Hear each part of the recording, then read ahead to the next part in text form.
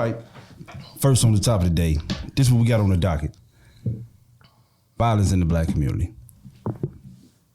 A lot of people don't know, but homicide for young black men between the ages of 1 and 20, number one most preventable cause of death.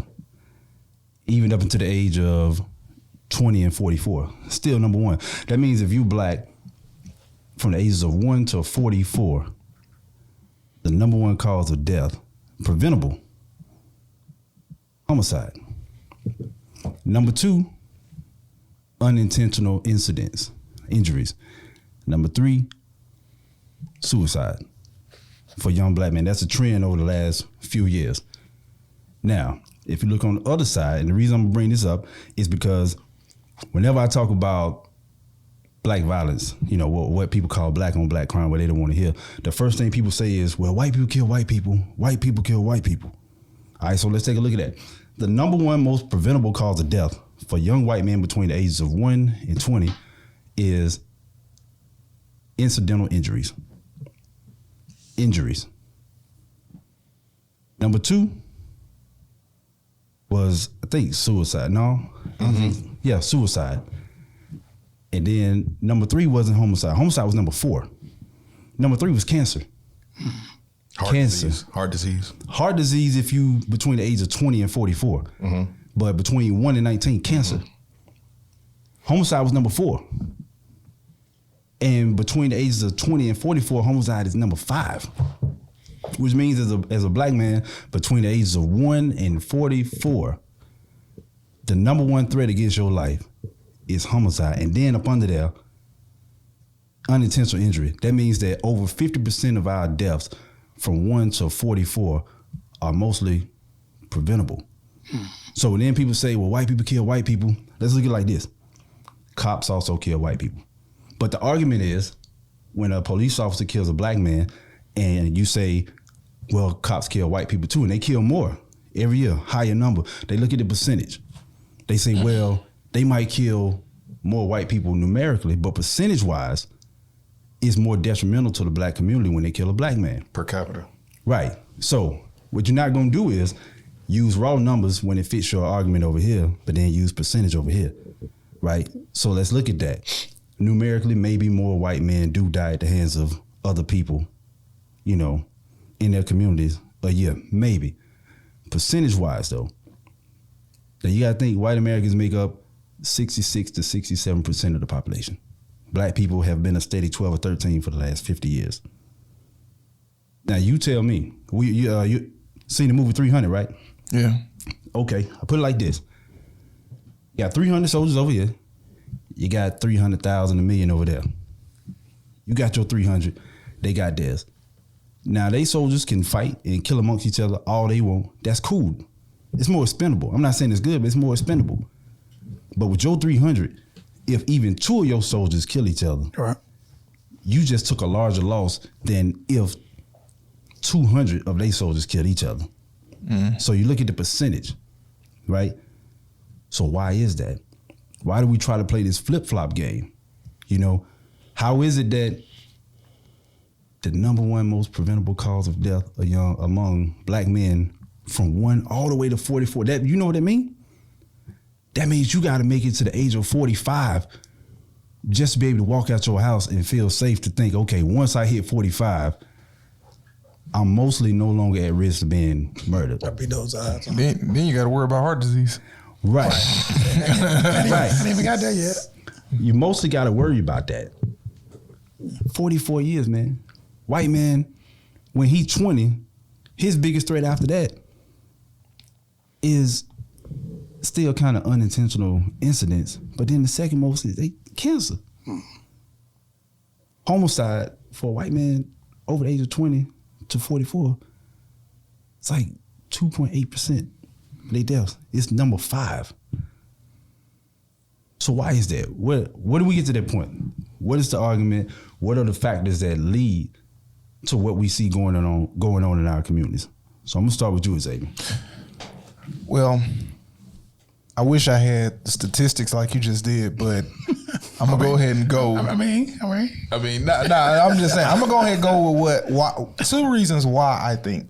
And you just want one reason? You want both reasons? Why? Go both. The reasons why I think that the percentages of homicide is higher is 2 things. Number one, poverty level. Crime is rooted to poverty, and it is more of us that are impoverished than our counterparts. So whether it's going to be theft or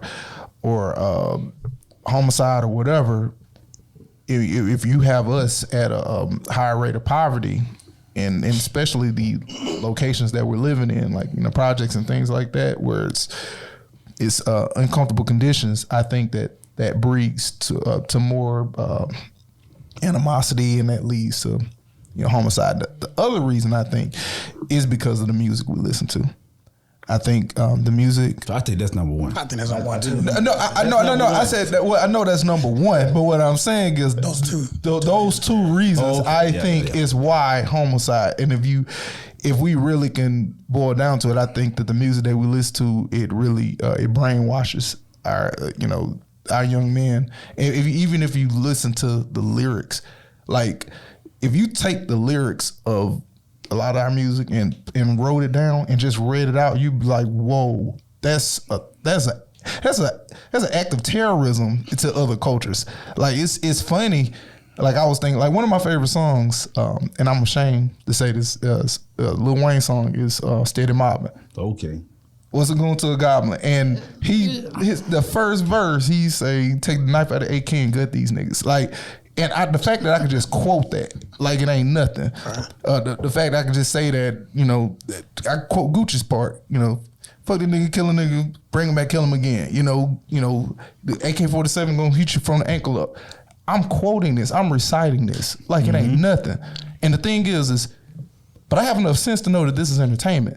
But you got a whole bunch of young men in there that don't have strong positive influences, and that becomes they credo. That's their way of life. So they out here saying that like it ain't nothing. And the thing is when it comes to what is power in words, whether people know it or not. Right. And the thing is what you think is what you say.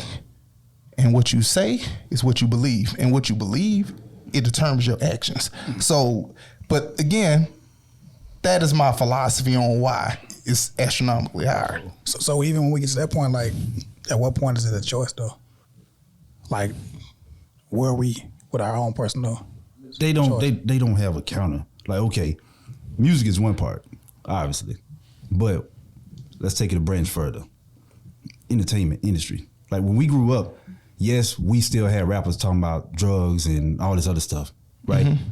But to counter that, we also watched a lot of TV. So a lot of what the music was putting out, when we turned on the TV, we was seeing the inverse of that. You had a lot of positive, from Bill Cosby to Philip Banks, Rock, when he confronted the drug dealers. We grew up with shows that visually countered what we were hearing. Right. So even if you didn't have a father in the household or a strong presence, even if he was there, you turn on the TV and you get, okay, this is like an inverse of what I'm hearing in music. Even within the music community, you had other rappers that, you got to think about it. In the 90s or even in the early 2000s, you watch 106 in Park. You could go from Lil Jon to Common to Kanye. They all in the top countdown because we all listening to that. If they was to do it today, I guarantee the first 5 songs will be by somebody named NBA, Young, or one of those other names. It's all the same, right? Like an artist like Talib Kweli and Common and all the rest of those that could still get in when we was younger. They can't do that. So then you look at TV, entertainment. They get the music over here. All of our television shows. Power 2, The Book of Ghosts, Snowfall, you name it. It reinforces what the music is. There is no counterbalance to that anymore. The thing is I agree with you 100%, but I don't think it's the music first. I think it's poverty. Poverty is the number one thing because the culture is a reflection of the poverty, right? So the poverty aspect of it is profound. But I mean, we can go around the mulberry bush about what it takes to get us out of poverty, but that's where it starts. Everything related to the culture is a product of that.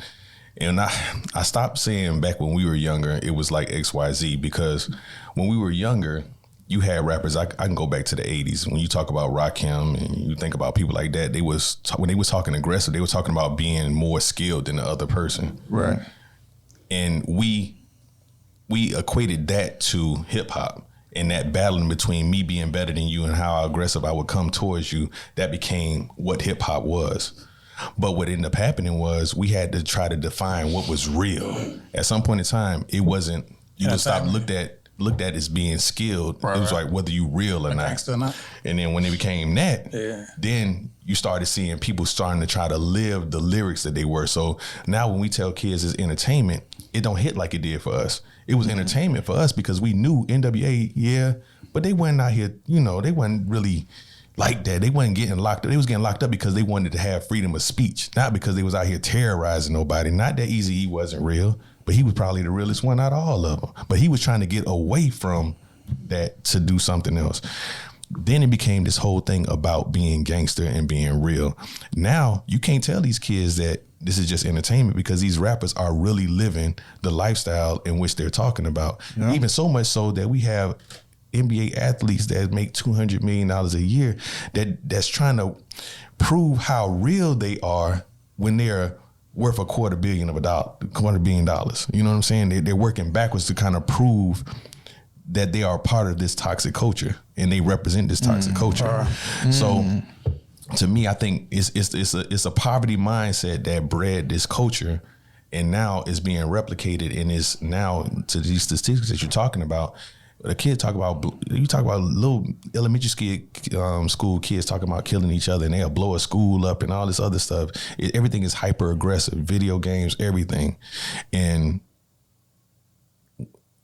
the culture, when you talk about how the culture dictates everything around it, America has allowed the toxic culture to become its culture across the board.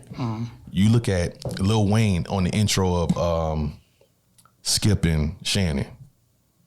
Lil Wayne, you just talked about some of the lyrics that he represent. You know what I'm saying? Like, that's somebody that's in the forefront of one of the major sports shows that we have in our nation. You know what I'm saying? He's talented. You know what I'm saying? And my thing is Madden, NBA 2K, all these video games, these are lyrics. They might blurb out some of the words, but the kids still know. You remember how the soundtracks on Madden and 2K used to sound? They used to have like one hip hop, rock and roll. Yeah, they had rock and roll. And now you turn it on, it's like NBA YoungBoy, 5 tracks. But they cater to their demographic. Who buying Madden every year?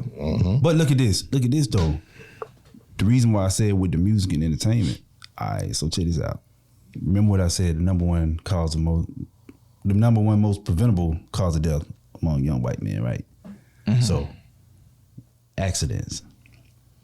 What are 2 things that they promote in that community, especially music-wise and television-wise? They don't promote, over there, they don't really promote selling drugs. They promote using it. Like a party vibe, raves and all that other stuff. Right. Okay. Remember the show Jackass? And the other dudes is hey dude, yo dude, whatever. They be on Instagram doing all these tricks and stuff like that. That's the lifestyle they promote to them. Wild and crazy. Let's go out there and do something stupid. Let's do a stunt. Let's flip upside down on the monkey bars and then see how long we can stay before our nose bleed out. Or let's, it's a building over here. We're gonna run and jump across there. Yeah. That's why they die doing dumb stuff, because they promote dumb stuff. That's why the number one cause of preventable death for them is accidents, because that's what they promote in their music and on television. Hey, do dumb stuff. It's fun. It's wild and crazy. So then, what do they promote to us? In the music industry, which I was a part of for a long time, you do have the white demographic that makes certain music concerning death and violence and, things that will mirror hip hop. You know where they keep it? Underground. Like the death metal, it does not make it on the radio. You got to get like Sirius or something, but it won't make it on the mainstream radio. They will not. With us, they'll edit it until you hear 3 words and that's the end of the song. They will still play it. Over there, they not even finna edit it. They just like, yo, we're not playing that. I think we beyond that. They promote it to us mentality. I honestly feel they don't need to do it no more. Even if they did it at one point in time, we do it to ourselves now. But even still, though, we know that's the recipe. They pushing the checks. That's what I mean. We do it, but behind the closed doors, the man, it's like the NBA. You got the players. That's the face of the franchise. Right. They win the championship. They who you see, but who pay them? The owners. Well, I mean, I'm talking about like even locally. You don't even take it to a national level or anything like that. Lil Bam, and I love Bam, right? But ain't nobody mainstream push him to that point.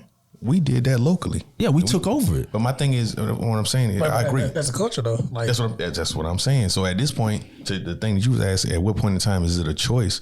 At this point, we can't necessarily blame nobody because we want that now. But I'm saying we know that's the recipe. If the recipe was another option for us to get out the hood or get out of the community with a better form of music, I'm sure they would.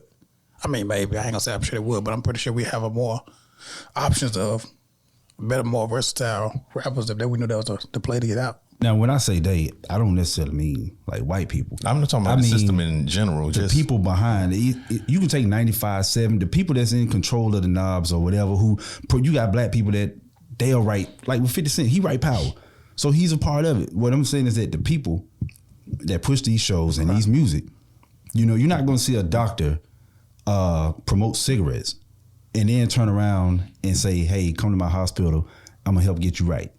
So you look at 95.7 and all these stations, they play all this music that's degrading to the community and tearing everything down. They didn't want to turn around and have a peace rally or something. Like, come on, man. come on, man. That's stupid. But my thing is, even when you think about like the church, I think about some of my aunts and stuff like that, and we used to think it was they were real prudes and they didn't understand. But they used to tell us like they didn't want you to listen to certain music. Like I remember when 50 was big, you couldn't play that in my aunt's house. She ain't play that. She didn't let her kids listen to that. And my thing is, but that's over though. What? Like we don't even have that type of. I think we do. It just depends on what culture you're in. You know what I'm saying? It's still some households out there like that. You know what I'm saying? I don't know, man. I think we don't see it because of the proximity and the individuals that we frequently be around. But I think it's still households like that don't, especially highly religious. But I think now it's a little harder to kind of shelter these kids because Snapchat, TikTok, all these different things. Now it's going to pull that kid in. You can't keep them school, just period. Right. You're not cool if you don't know the new TikTok dance that may be related to some weird or off the connected. Yeah. We were shielded from a lot because the internet and everything technology like that. It wasn't what it is now. So it's a lot that we didn't have access to. They got access to everything. But we think it's a better society now though. Like we feel like it's better now. For the most part. What's better? Just in general, like just life better. We feel like we say more opportunity. I mean, we use that as a broad statement for us, the restrictions that we have off of life. And we use that as people have more opportunity now. It's less judgment. Like we find ways to justify the BS. You know what I'm saying? I think that's fallacious, man. Like we're the most comfortable society, but we still have the most issues. Yeah, we finding issues. Suicide is like astronomically crazy. Why are we killing ourselves at a crazy rate? Why homicide is still up like that? Like it's so many things that's going. And I was gonna add that what you were just saying. Like we doing it. You said at this point we're doing this ourselves. I think it's programming. Like at this point we're just programmed to like you when you said the music they use a recipe. Right. At this point it's systematic. It's like racism. You know what I'm saying? Once you have a program. Yeah. People just gonna do it. It's simulated, and what I was saying, what I mean by that is this is gonna sound crazy. When I was thinking about the music, like number one, they make beats that's catchy as hell.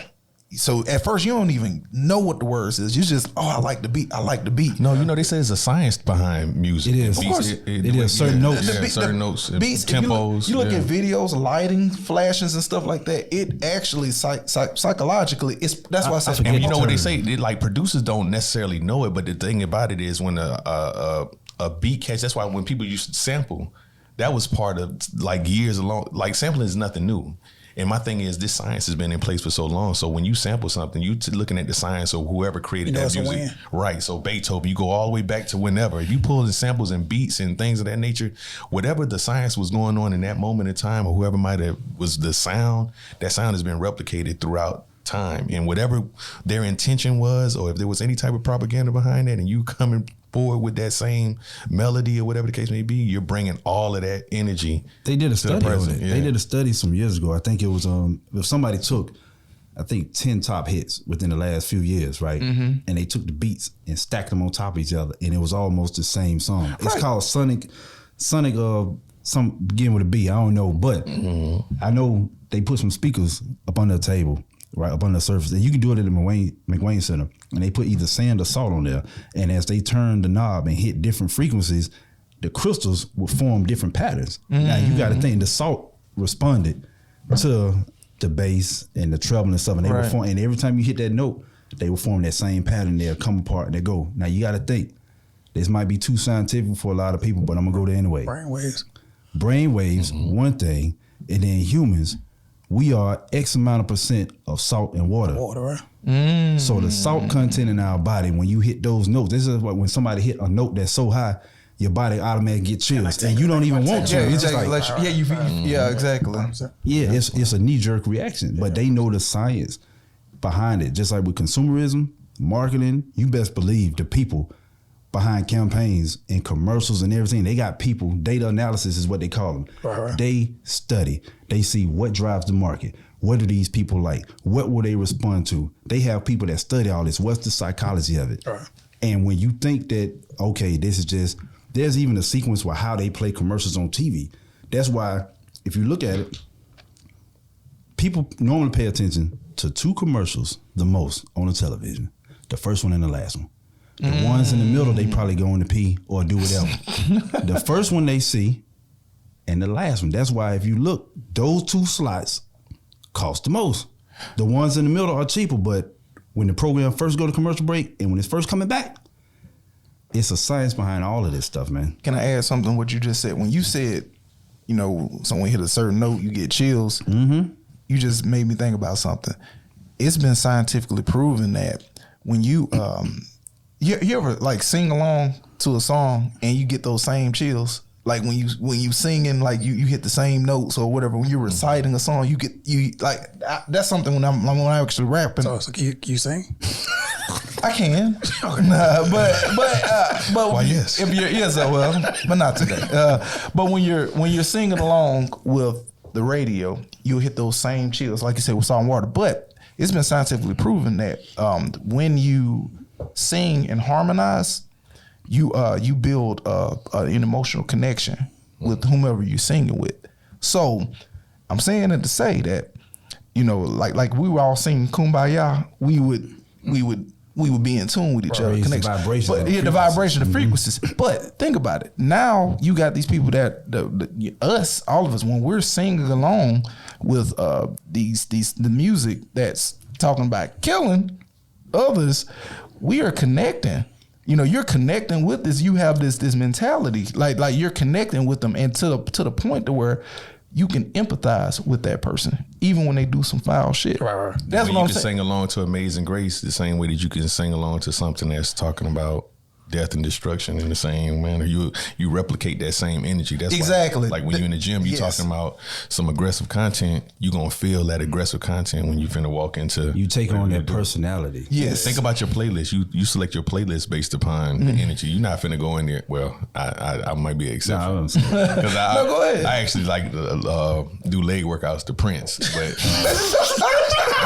that's just me. Prince your boy though. Yeah, low key. But I'm saying, even though in that squat in the purple ring, I can't. There it is. But hey, quiet though. 80s R&B is my workout groove too. I mean, I don't know what it is, but I kind of like. Mine is mostly rock. I like hip hop, but DMX, but it's mostly rock. Guitars and stuff, they push me through that word. I mean, so it's something to it though. No, it's funny that my homeboy says R&B, but to me, I like trap, rap. I'm about to beast it out. Right. You know what I mean? But everybody connects. But I was gonna say this when I was talking about programming. So when you program something, things become normalized, like to the point to where now I could talk about if you an 18-year-old black male talking about killing another 18-year-old black male, that's normalized. Right. But it's a song that came out just not too long ago by SZA, and the beat was fire. I think I don't know if Metro Boom didn't, and you might know it. It's called Kill Bill. Oh yeah, that beat hard. That beat was hard. I was listening to it. But it's a remake though. But this is the thing that blowed my mind. I was listening to it, and I was listening to what she said. And she's like, I might kill my ex because being dead is better than killing. And I'm like, whoa. And I just stopped. I'm like, whoa. This is a woman saying she's going to kill her boyfriend. And I'm like, they need to take this The beat off. got you first, though. The beat got me. But this what blew my mind. And I'm like, at first, I'm like, they need to take this off. I was ready to be outraged. I said, wait a minute. Hold up. We talking about kill each other all the time. Why am I tripping about the program? It said what? That's your homegirl. Yeah. Tell me that right. But the programming, if it's males talking about killing males, that's normal. Right. But if it's a woman it's talking violence. about killing a man, it's violence. Violence. If it's a cop talking about a white cop killing a black boy, we're all enraged. Right. But if it's a young black male talking about killing a young black male, that's normal. Right. Niggas die every day, B. Niggas die every day. Exactly. Niggas get shot every day. Programming. Because it took me hearing a woman saying she was going to kill me. But niggas talk about killing me on the music all the time. He said he going to take my girl then kill me. And I'll be whamming like, yeah. But the thing about it was psychologically, like before you even heard the words, the beat was so catchy, but it was also reminiscent because that's the theme music from the Kill Bill movie. And when that movie came out, that was like a big thing. You heard it everywhere. So now it's like, oh, that sound familiar. You know, I like that. You know what I'm saying? Now it's catchy. And then you automatically bob into the beat and you ain't even heard the words. Then you catch the words and it's like, oh. But that's just the way it works. That's sampling. Sampling. I mean, that's how Jackson 5 sold most of their music. They songs, the repetition, everything was the same tempo, same whatever. ABC, 1, 2, 3, dance machine, all that. Then you got to think they picked that song specifically for that movie. That movie Kill Bill was talking about killing Bill. They was the whole thing like she was trying to kill Bill. So it's like they picked that song sonically to go with that movie. Right. So now the lyrics is mimicking, they gotta fit on, channeling that same thing. You see what I'm saying? Yeah. I had to set it back on, but no, like you were saying, with the with the whole music thing, I think it's like this. I think music and poverty kind of feed each other, of course. And this is why I'm gonna say that. I know a lot of well-meaning people. My family was part of the Great Migration. The Great Migration. A lot of people don't know what this is. Up north. Yeah, North Birmingham. Listen.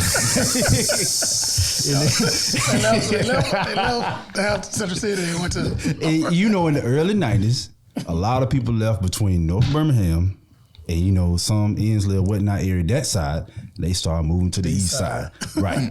So when we first moved our neighborhood, it was one black family on the street. That was us. Mm-hmm. That was it. We didn't have our whole neighborhood white. Neighborhood straight. We lived there for 13 years. By the time I left, the neighborhood started looking like where we came from. So you can't go over there now, or even certain areas in Centerpoint, and look at it now and say, oh, poverty, or this is part of the system, or this. No, I was over there in the beginning, back when they had KB Toy Store and Goody, and back when that Planet Fitness was a Macy's and it was a movie theater before that. Right. We was over there. I saw the whole neighborhood go down. You got to think, every project in Birmingham at one point in time wasn't. East Lake used to be a theme park. Inslee used to be an entertainment district. You look at pictures of East Lake back in the early 20s and 30s and stuff, they had boat rides, Ferris wheel. They was on postcards. It was an attraction. But what's the correlation to poverty? Where were you going with that? This is what I'm saying. We look at poverty. What I'm saying is that we create poverty a lot. Sometimes it's handed to us like in those situations, but that's not always the case. Like if you go to Centerpoint right now and look at the conditions that they live, and you say that, well, they act like this because of their conditions. Those conditions haven't always been there. Because I was there. But the people wasn't there. They relocated. The poverty came with it. But that's what I'm saying. They brought the mindset. So it wasn't because of lack of jobs or lack of resources. Centerpoint had everything you needed. Everything you needed to survive over there was already over there. But people moved over there, and then the mentality wise, I know people that went to church, grew up good, and still, when we hit a certain age, decided, to sell drugs and do other things. And I'm like, yo, your dad's a firefighter. Your mom's a police officer. You don't even have to do that. Man, I'm sorry. You gonna say something? Listen, I'm gonna tell you what happened. Let me tell you. I'm gonna tell you what happened. I know what happened too. You want to say it first? Or you want me to go? I don't know if you know what I know. But no, you said with the poverty. No, the poverty came with. You ever heard the saying? There goes the neighborhood. I mean, You know, so when you moved in, the moment you moved in, the wife was up. There goes the neighbor. White flight, of course. No, not with us. It was the third when the third. No. It started with you because they knew it's the beginning of the end. The moment you started doing the repairs, the moment y'all moved in, They RV up. the moment you moved in, the property value started going down, and they left. And what happened when the property value started going down? More black people can afford to move there. And then once they came, here's the thing: the problem with us, and I said this in the last podcast, we are only one generation removed from poverty. White people, they got generational wealth. We are first generational wage earners or whatever. And the thing is this: you are one family member removed from some niggertry. All right, one family member is as affluent as y'all was, you got that cousin that's on that dumb shit. And as soon as he finds out where you live at the family reunion or whatever. Cousins. Cousins. My grandma was still in West End. I was saying, like you said, generation, like your grandma probably was living in the hood. She did. And so your cousin coming in breaking windows. So all it takes is that one family member to come in and he bring his boy. You see how I killed that fly? I learned that in my grandma's house. Them roaches, like nothing, without even looking at it. Yeah. It was poverty, but we tried to escape that. But then once the property value goes down, more lower income can afford to live there, and poverty comes. But going on to what you're saying though, when they leave, they don't relinquish ownership. They retain that ownership and they will rent to you for the low. So you don't have ownership a lot of times when you come when you actually move into these affluent neighborhoods. A lot of times when the white flight take place, they still retain that ownership, and then the property value goes down. And we talked about this before a long time ago. We talked about how schools get their funding. It comes from the taxes from the property. So when the property come down, so does the amount of money going to the schools. So why the schools be so messed up? And you see why Hoover and some of these other schools have the funding is because when they leave, the property value may come down, but they thinking, all right, well, we ain't got to sell. We'll hold on to this and we'll rent out. And while that property value is going down, they don't care to replenish that community and build back into it or pour back into it. They're gonna let it be whatever it is and collect that rent. And the parents make up the difference in them neighborhoods. But they want the property value to go down so they can buy it back at a cheaper price. It's supply and demand. If they sell, but a lot of them hold that ownership and just be slumlords. If they sell, well, yeah, that's true. That's true. But the thing that we saw, that's what happened. Gentrification with Norwood and all that, and West End and all those. They got those houses. They knew what was about to happen when Birmingham was about to boom. They bought all those houses. Our grandma's houses that we sold for 5, 6, 7, 8 stacks, whatever. Fixed it up. They put a couple of stacks in, and now they selling for hundreds of thousands. So they want the property value to go down. And what end up happening is when we move in, they move out. We fuck up the sub cities. Like that's what happened with Fairfield, happened to Midfield, whatever. And then they buy the properties. But why does the property value go down? It ain't because a black person move over there. That's a thought. It could be the beginning, but property value go down because let's just be honest. In the neighborhoods, the average person that move in these neighborhoods. Priorities, right? They rather have all the Jordans and all this other stuff than a lawnmower, or paving the. I ain't gonna say paving the driveway, cleaning the driveway, cleaning. Because there's no ownership. Go back to what I was saying. There's no ownership. If I'm renting, you don't have to own to cut grass. But the thing of this, it goes back to the mindset, like you said before. But if in ownership, again, the ownership is key. When I own something, I understand the value of it. I want to maintain it. So a lot of times, like I say, when they move out, they renting that stuff back out and they slumlord. And I remember when I first moved to Alabama, man, it was this old guy. He owned every house on this street in England. And this old man would come through and he would just patch it up. Anything went wrong, he would patch. Never really like fixing anything or really causing anybody come in and like really redo the whole roof. He gonna patch everything up and just keep collecting those rents. Somebody get tired of paying, somebody else move back in. Right, somebody else. Same thing over and over again till he passed away. And now all those houses dilapidated over there. Because at the end of the day, it's to come up for somebody. Like the person that gets better and want to move, it's somebody that's in a lower situation than them and gonna move right in. And I inquired about them houses, and the same family still own them houses. Because I was gonna like look into like trying to buy some of those houses when I was on this like buying property thing, and that family still own them houses, bro. They still own them, and they ain't doing nothing. They ain't doing a damn thing with it, and they ain't trying to sell them. That's why you gotta take pride. I mean, me personally, I ain't gonna lie. I just take pride where I live, where I own it not. But I'm saying even on that tip, mentality, when I had an apartment, I painted that boy. It looked good on the inside. Now when I moved out, I put it back how they left, right? But when I was in there, it looked good. When I rented a house, I kept the grass cut.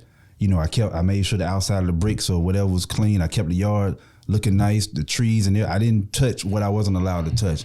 But I wanted, because you got to think in areas where you rent, some people own, right? So I didn't want to feel like I didn't belong. Who cares about it though? Realistically, like your neighbors do. If they own and you renting and they can tell you, like he said, if you own it, you take care.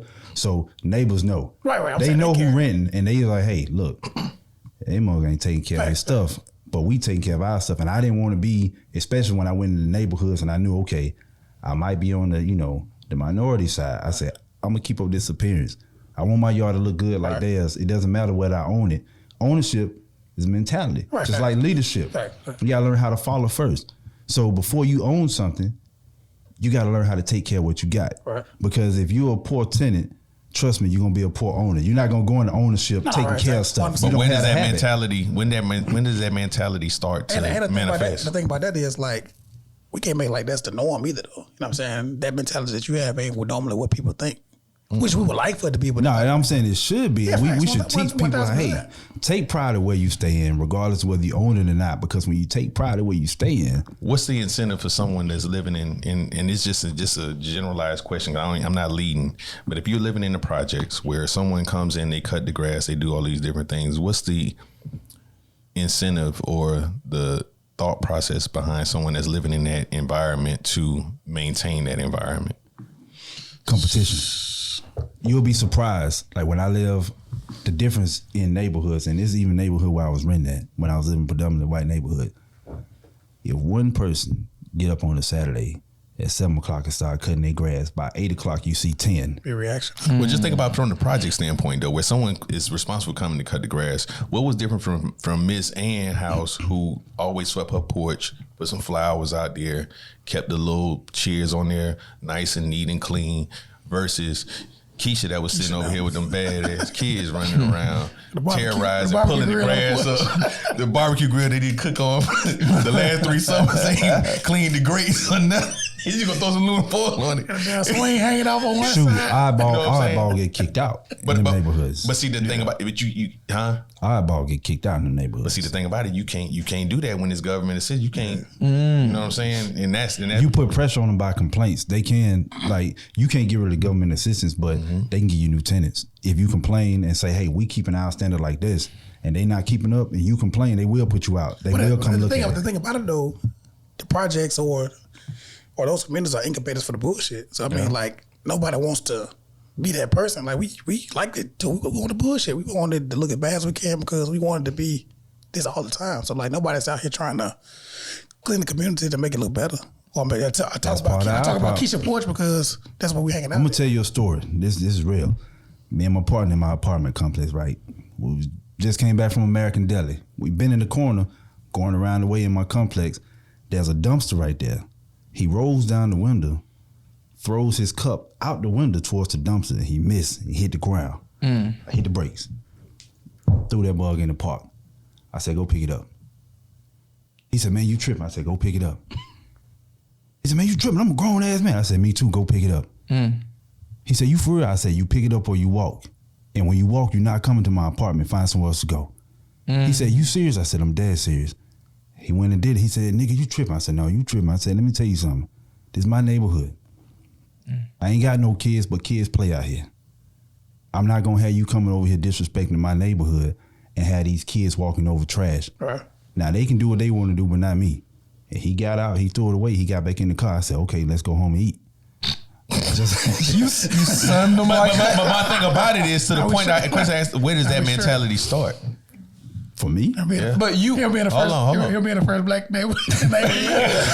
I knew what it was like. Looking at me sideways. But no, it's a product of your home training. Like you didn't like come out the womb like, all right, I'm gonna do XYZ. Like that starts at home. Like you had to maintain your room. You had chores. You had responsibilities to some certain degree. Even if you was lackluster in doing it at home, you understood when you got an adult like why it was important. You know what I'm saying?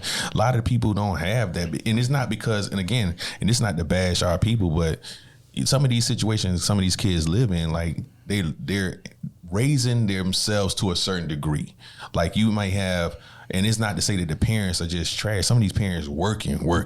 Especially when you're talking about a single mom. Some of these single moms, they come in, they go to work in the morning, they come in the evening, they may take a nap, then they going back out for a night shift part-time somewhere else. So they come in just enough to get these kids kind of settled, and then they gone again. So they ain't there enough to really enforce like a lot of the stuff that you might be able to enforce in a 2-parent household. So it's not an excuse, but that's just the reality. When we start talking to some of these mothers, like, and then these kids start to spiral out when they turn 17, 18. They don't understand why. I gave them everything. I've done everything I could.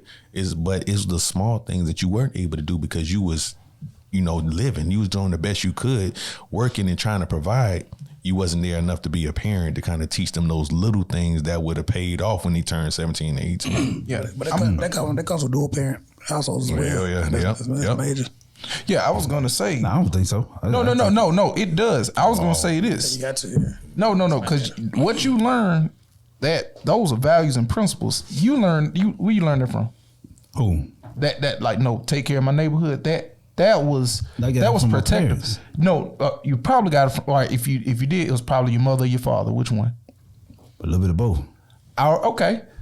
All right. Actually, I'll say more so my mom. My mom, she was a lot more aggressive than my dad. I will say this. All right, that's fair. But like you just said, 2-parent household. If you got that principle from her, she was able to be there to teach you that value, while the other one was probably earning.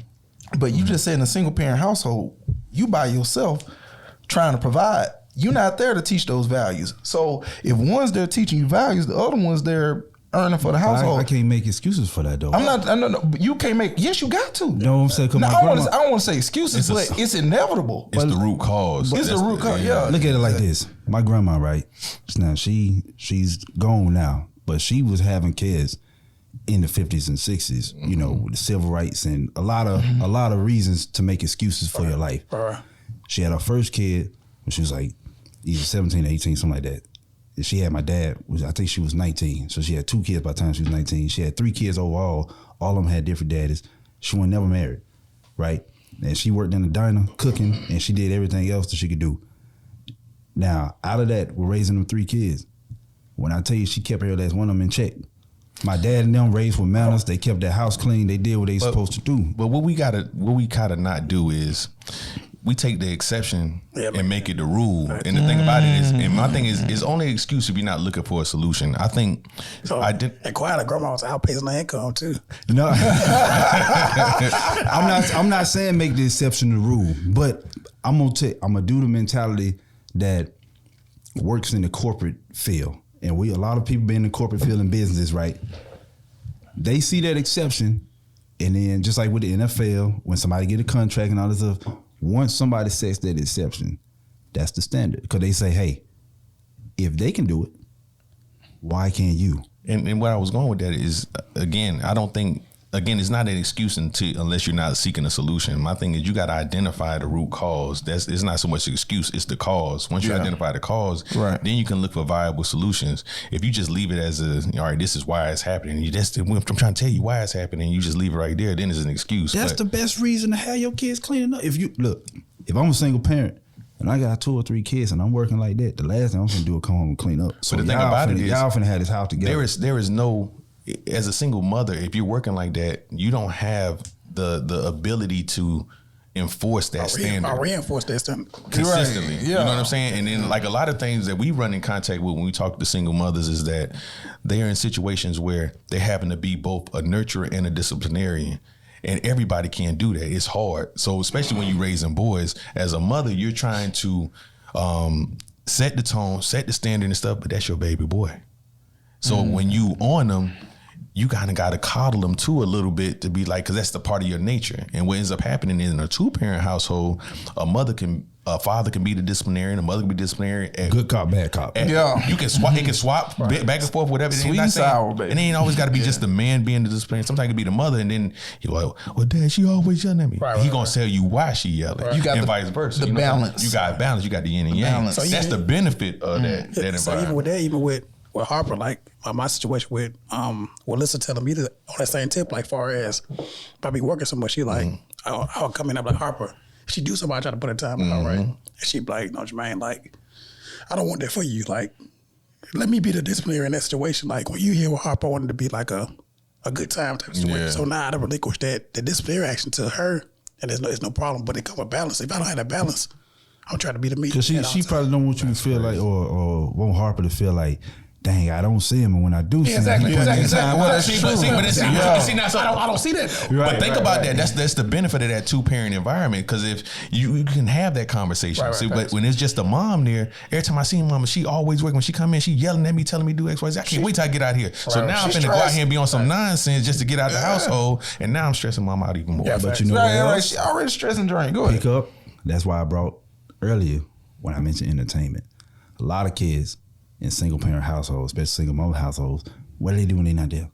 They watch TV, entertainment. When we were growing up, even during my dad's age, they watched a lot of TV. Even when my parents weren't there, a lot of times because both of them working, we watched TV. We still had standards that were set for us and principles that we learned from television about how they carried their families and took care of their neighborhoods and the principles. You know, you watch episode of, with Rock and everything else, where they talk about we protecting our neighborhood, we cleaning up our streets.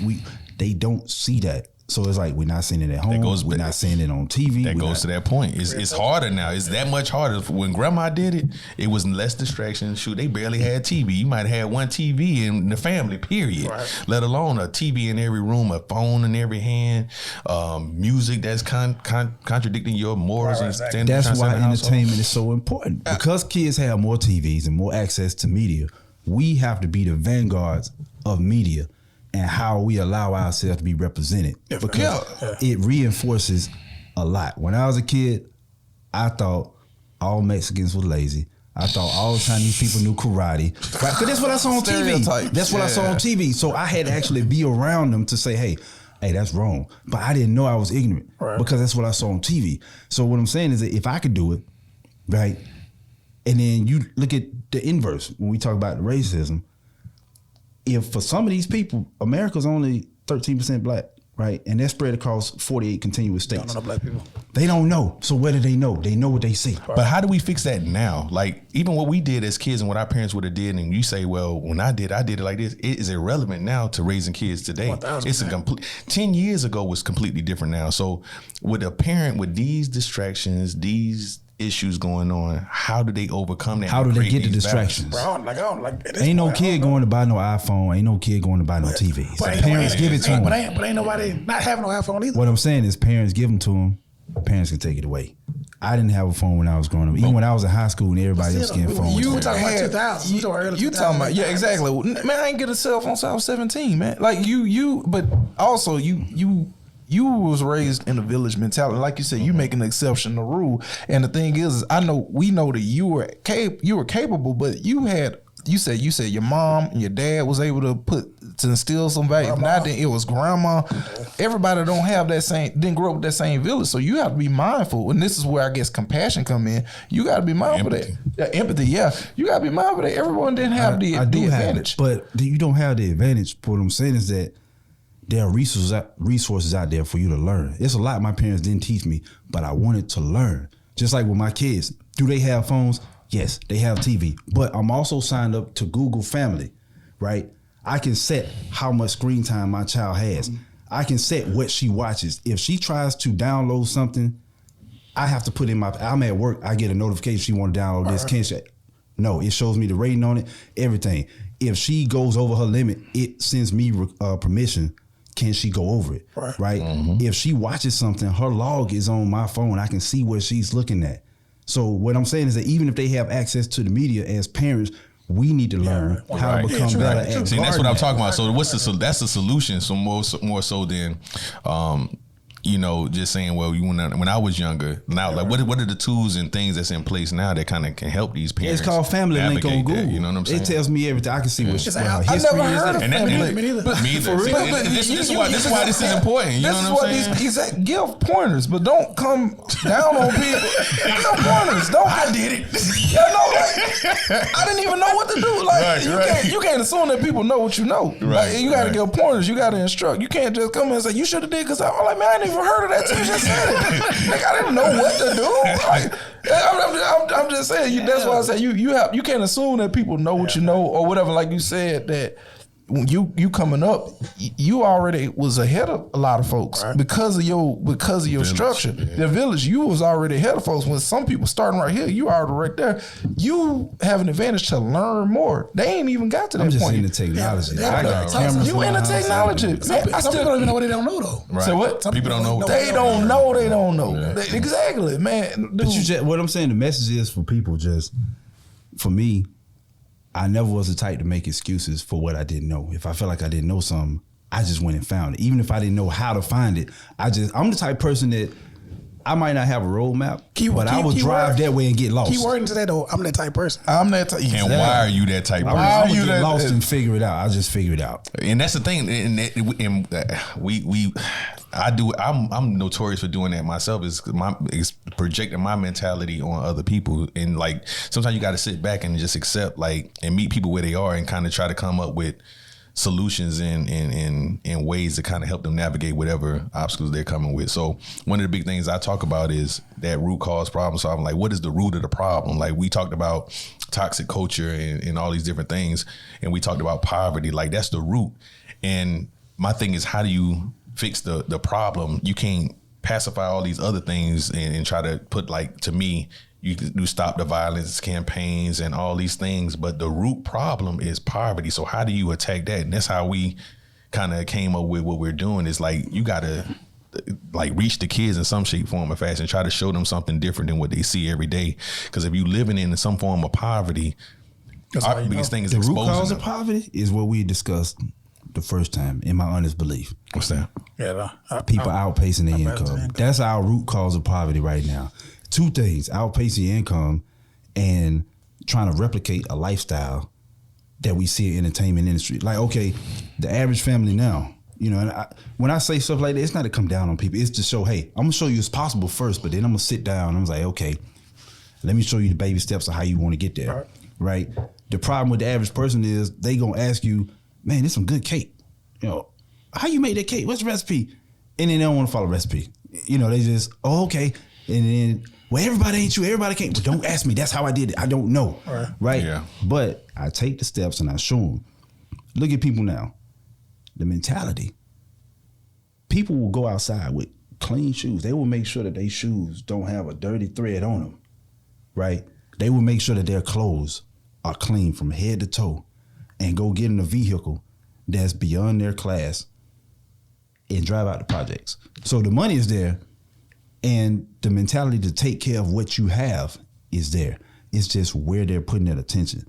They want to look good when they go out, but then come home and be in a mess. When I was raised, because my mom, she worked, my dad was a driver, right, for a lot of years. He was a chauffeur. He worked for, different rich white people, stuff like that. My mom was a nanny. She was always in Mountain Brook cleaning up the house, watching the kids. So they would tell them a lot. And they would pass that now. So that's where I got a lot of my knowledge from, was for them. They pass it down. Again. They would go out. I'm just saying, but I'm being honest. They would go out. Like, okay, this lady, Gail Hannah, my dad drove for her for years.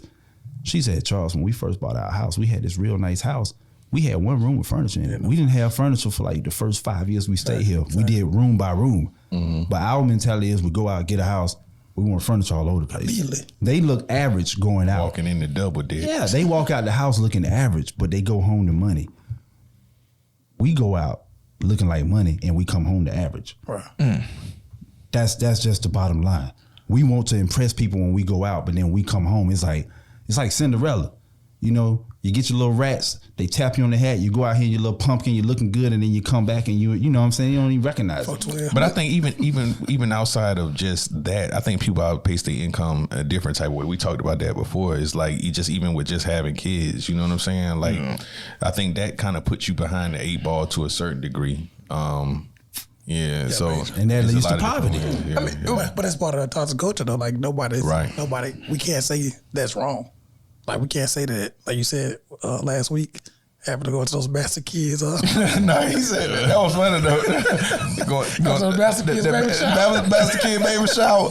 Right. But you enabling it. But something you just said though about outpacing income. The thing is when we talk about our counterparts, they prioritize building wealth and building assets. They not walking out with J's or whatever, like, because they don't see the value in buying some $200 shoes. That's culture though. But who's teaching that culture? We rather have the TVs, the cars, the clothes, and all of that, but rather live in a bust down house.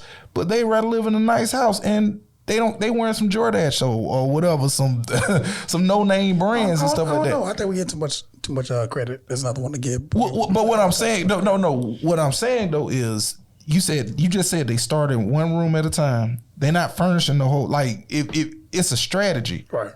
That structure, because they ain't trying to impress nobody, you know. But we sitting here trying to, like, as soon as we get our tax return, we trying to spend it. But that's what leads to a lot of the violence, though. You know something, though? We just had a conversation with some boys last week, and I think it was enlightening to me. And I want to know if you took the same thing I took out of it. I think we had this turning point when it comes to, like, putting clothes on and J's and all these different things. We're clothing our kids in that fashion, but I don't think they care no more. We talking to these kids and we like, what type of shoes? They like, you know, I wouldn't care if my mama bought me these, and it's not that big of a deal. It wasn't like we was when we was younger. Man, they wear Crocs now, man. Bro, we knew what shoes we wanted. We knew when it was coming out. They don't know. Yeah, like it is. Like when I was 8th grade, like when I was beside age, like I wanted, like if I did get the shoes, like I was hot. Like my little boy don't care. They don't even know when they drop. We know when they drop. You want to know why we knew? Because we got bullied. Like we are in a culture where they are against bullying. Like you didn't have on new shoes, your ass got cracked. You got roasted, but they ain't bullying like they're against bullying. So sitting in class, waiting for your turn with the East Bay magazine. So we had to know because we ain't trying to get roasted though. But kids now ain't nobody. It's the cancel culture. All the challenged. Exactly, they're not getting challenged. These kids lazy, man. Everything is get rich quick though. I think that's what. When you go down the scale of poverty, right? So we dig ourselves in this poverty hole, and it takes time to dig that hole. We take time to dig that hole, but now we want to get out in one leap. So it's like sports. You know, we watch football. You got a team that methodically drives downfield, calling plays, reading. They chipping and chipping and chipping. They score a touchdown, and you go out there on the 1 yard line. You want to try to throw a Hail Mary. It's like, it's highly unsuccessful. Every now and then, you might have that, as you call it, exception to the rule, somebody that gets it right. That'll be the person that makes it to the NBA or the NFL, or they got a rap video and they blow up overnight. That's the Hail Mary. But for the rest of y'all, you need to learn how to play the game. So when they don't know how to play the game, they resort to violence and crime because they haven't been taught a lot of skills. They don't have skills, and they don't have the patience to try to build it. So they say, hey, I want this. I want it now. I don't respect that. And some of that comes on parents, especially in single parent household, be it male or female, is because they feel so guilty about not having another parent, or because they get so beat down and tired. They just buy with, hey man, hey, here, shut up. Hey, you want that? All right, here. And you try to compensate either for a lack of another parent or other things. So then kids get used to, oh, if I want it, I get it. It's just like that. Because they don't have that other person. Like with my kids, hey, can I have this? They're like, no, they don't need that. They don't have that other voice in their head. Hey, no, you just bought something. Don't buy that. You'll get it, for Christmas, or next Christmas or something like that. It's just something you might get it in a month or so, but you just tell them something. Not right now, you ain't right now. But they don't have that. So when they go out there, they just want it. And the balance. Crime, right.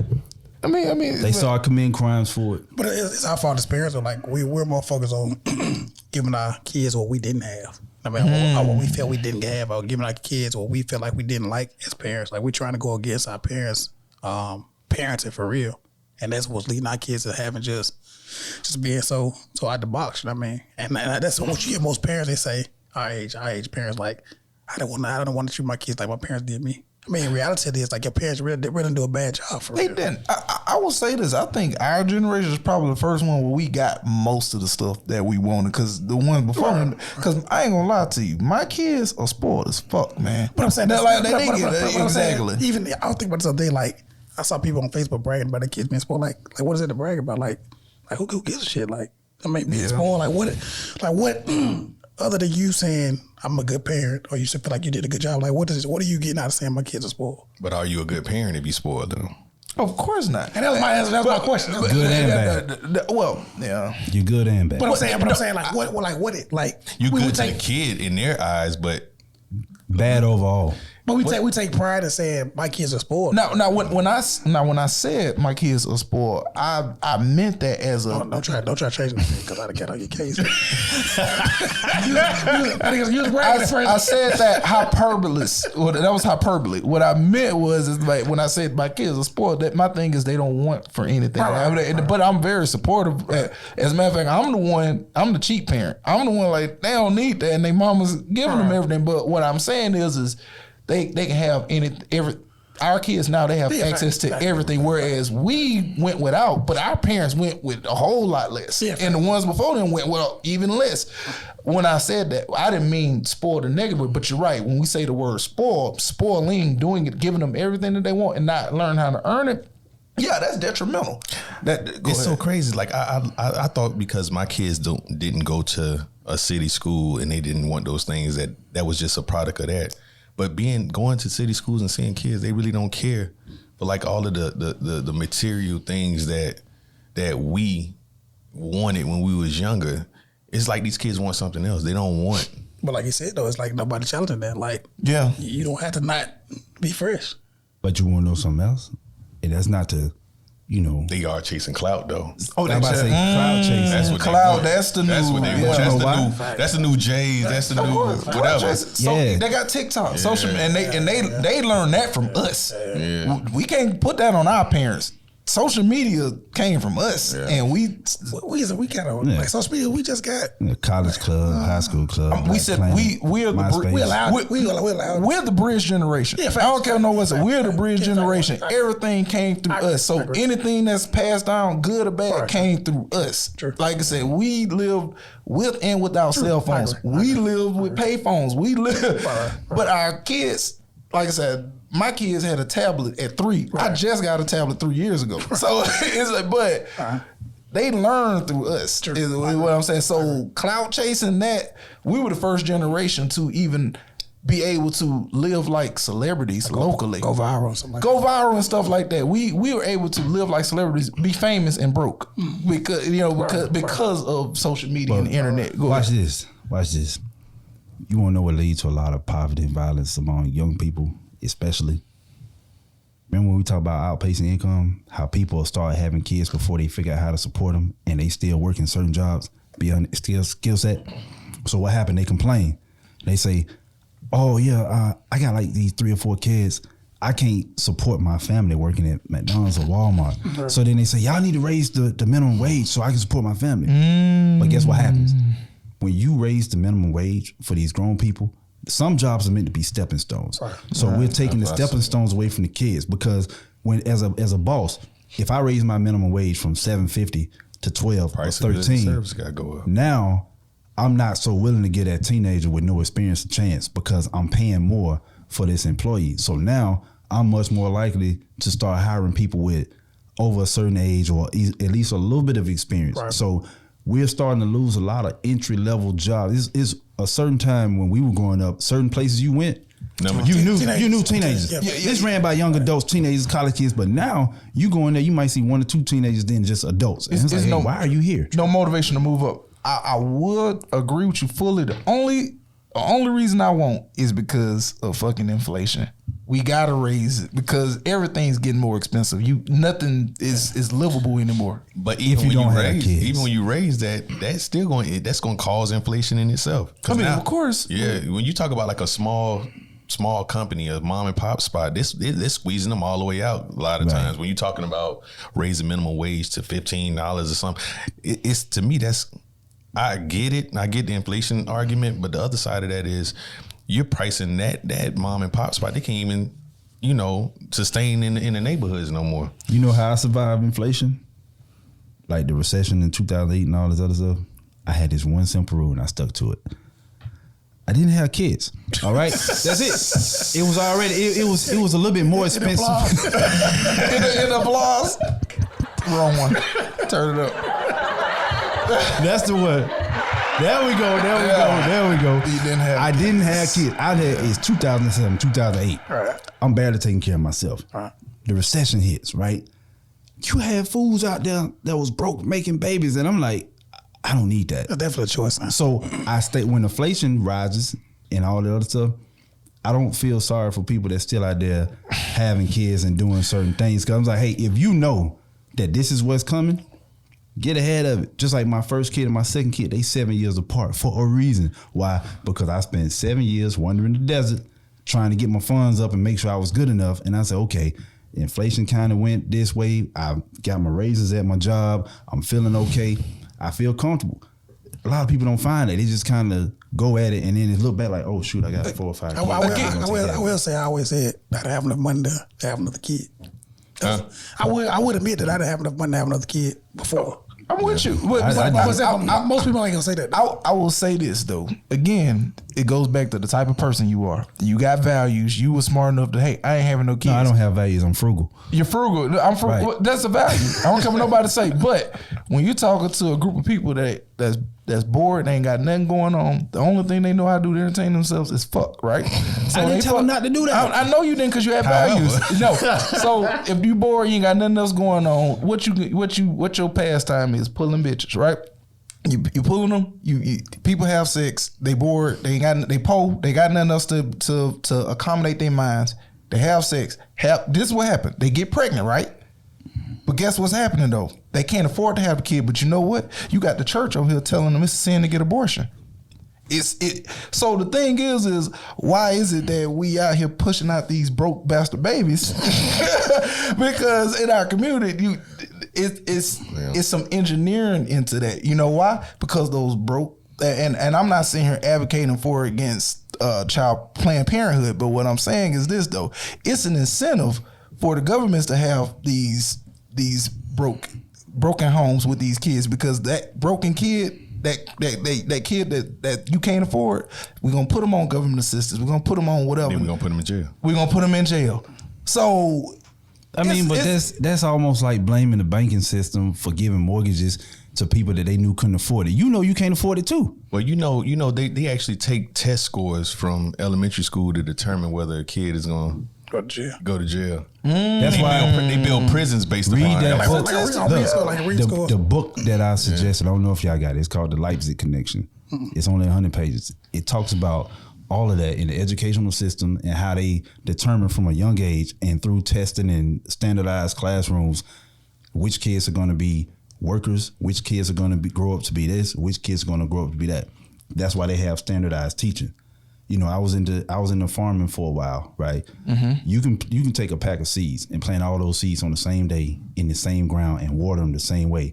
They will still grow at different rates. That's just how it is. Right. That's how kids are.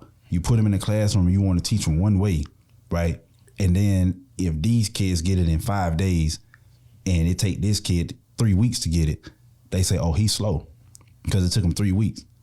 You know, but the crazy part is, even though it took that child 3 weeks to get it, they might actually grasp it and be better than the ones that got it in 5 days. Because in 5 days, they grabbed just enough to prove that they understood. In 3 weeks, they fully understood the whole process. But let them tell it. you're developmentally slow, and they didn't give them the full 3 weeks to prove that they knew it. They hold you back or whatever. I'm not saying 3 weeks, but you know. That's the flaw of the educational system. I remember seeing a meme that stuck out to me, like to evaluate every child at their learning ability at the same rate is like trying to gauge a fish on his ability to climb a tree. Think about it. Fish swim. Monkeys climb trees. The thing is, everyone has strengths. Like, so to sit there and say everyone need to learn the same, everyone got to have the same skills, to sit there and say every child need to try to make us all robots, that's what's really fucking us up. You know what happens? They get discouraged. Mm-hmm. They drop out of school. Of course. They can't find a job because minimum wage is up and nobody wants to hire them with no experience and no education. Start having babies. And then they start having babies. And then they turn to violence. That's always the problem. No, I'm saying it's a path that leads to violence. The babies is not the problem. It's the babies. He really want to get rid of these babies. The babies is not the problem. It's not being able to cater to their babies. I want to get rid of the babies as having babies because they don't understand what it takes to raise a baby. And then you get this job, and by the time you get a job making minimum wage or a little over, you already providing for two. That means you cutting it in half out the gate. You never had a chance to understand how much money $10 an hour is not. And then what ends up happening, to the point that you were talking about, when you say outpace your income, it comes with a lot of different layers to that. So I already start off, say I walk into a decent job. Say it's not McDonald's. I started a decent job making $17 an hour, but I'm already got a kid, so I feel like I don't make enough money. Right. So I'm grinding. I come in working hard. I'm motivated, and I get a little raise, but it's still not enough. And you're constantly like, I need more money. I need more money. I need more money. Then you get another baby. Now you get a promotion, you get another position, but it's still not enough money. You back where you at? Okay, all right. So it goes to what type of person you are. Because one guy who I ain't got enough money, he might rob a store, a corner store to get the money. Another one might say fuck this and start his own business. So we don't sit here and know. They don't preach that on TV no more. Then it's up to us and to in the preach. music. But that's what I'm saying. That's why we're here, because when they get to that point, what do I do with this kid, or what do I go with my job, right? Mm-hmm. They don't have the reinforcements on television and in music, because music is only preaching one way. Television, every show, sell drugs, grind, get your money up, do this, rob, blah, blah, blah. And then we glorify even more of that. Then you turn to the music, it's the same thing. So what I'm saying is that that's why we exist, because we have to start instilling in them what was balanced in us when we were growing up. We were given balance growing up, even if it was on TV. They don't have that. So we got to start balancing the scales. Right. I don't care if that means pushing on the radios. I don't care. Basically, when we grew up, you know, they had the neighborhoods when the parents would get together and they didn't want the drug dealers in their neighborhoods or whoever no more, and they push back. They say, hey, we got to start pushing back on TV. We got to start pushing back on music. We got to start pushing back on the radio stations. Whoever that we feel is responsible for helping drive this issue in our communities. Because poverty and violence isn't just one issue. There are several determining factors in it. Yeah. We got to start pushing back on them and say, hey, no, we need better programming. Programming don't just start in the school.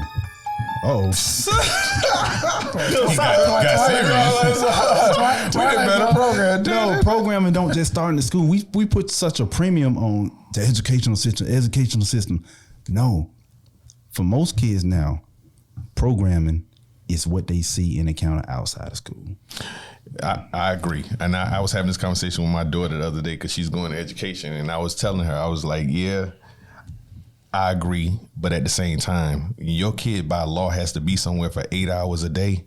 We gotta make sure that we're supporting, first of all, that institution to the highest level. I'm gonna say that, but at the same time, we gotta hold that institution to a higher standard as well, because by law, your kid got to be there for 8 hours a day.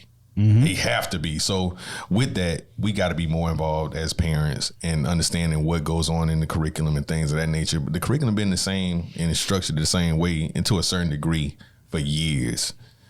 For decades, for generations. So like, one of the things they always said was that school was not meant to create entrepreneurs and things of that nature. It was meant to create workers. So how do we challenge that? How do we get that mindset into a different space other than what it's been? Even knowing that though, we as parents, we expect the teachers of the school to teach our kids 100% of what they know. And that's expecting a whole lot of What's the percentage you think they should be teaching them? 50? Because that's what that child is. Look, it's 24 hours in a day, right? If that child goes sleep, that's 8 hours. That leaves you 16. If they're in school for 8 hours, that's half of 16. The other 8 days was you. 50-50. 50-50. Do your 50. Yeah, I mean, and you got the weekends. Do you think you really got 50% to educate your child a day? 50% a day, time wise, no. But the time that you have to make it count. You definitely got to make it. You got to make it count. Right. And you make up for that. Like he said, you got the weekend, so you might not have X amount of time during the week. But then on Saturday and Sunday, they're not going to school. And then you got the summer. Then you got spring break. So there's time for you to catch up that teachers don't have access to those students that you do. It goes back to those two-parent households again, like that. That's why that stuff matters, because it's more outside of the school. Like we can't expect that from teachers to give our kids. And we got to fund the schools too. I think it's more than 50, and I think it's on the higher end. I think it's more 80. Education. But this is where I'm gonna say the 50-50 partnership come in at is just like on the job, performance and behaviors. 100% of the behavior responsibility is us. Right.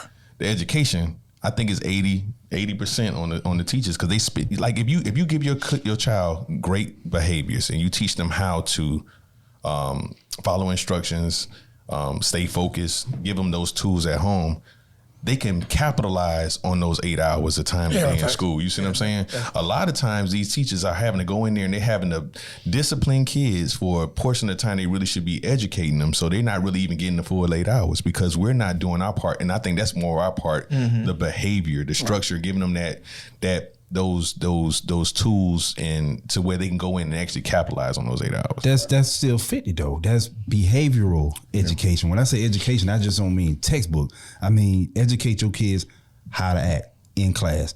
Because a lot of times those same kids, when they grow up, go into the workforce, they're delinquent adults. I know. I deal with them all the time. Teach your kids how to behave, but also, even if your child pays attention all day in school, best behavior, right? You just said the curriculum sucks.